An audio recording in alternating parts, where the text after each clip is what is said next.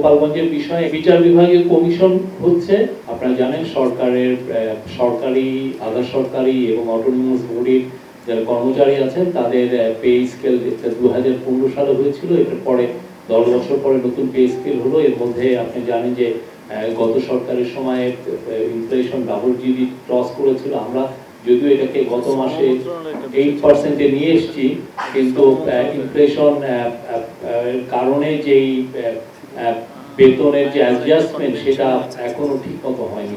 সেই জন্য গভর্নমেন্ট মনে করেছে যে একটা পে স্কেল হওয়া উচিত, এবং এই পে স্কেলটা নেতৃত্ব করবেন ডক্টর জাকির আহমেদ খান। উনি ফর্মার ফিনান্স সেক্রেটারি ছিলেন, আর এদের 6 মাস এনাদের কর্ম সময়। আর আজকে আরেকটা বিষয় সেটা হচ্ছে যে আপনারা জানেন যে গোপালগঞ্জের বিষয়ে একটা সেক্রেটারিয়াল স্বরাষ্ট্র সেক্রেটারি নেতৃত্বে একটা কমিটি হয়েছিল। এখন যেটা হচ্ছে যে একটা কমিশন হচ্ছে, এই কমিশনকে ইনকোয়ারি কমিশন, এটা বিচার বিভাগীয় কমিশন হচ্ছে, এবং এটার নেতৃত্ব দিবেন সুপ্রিম কোর্টের ফর্মার জাস্টিস ডক্টর আবু তারিক। উনি এটাকে নেতৃত্ব দিবেন। এটা 6 সদস্য বিশিষ্ট কমিটি।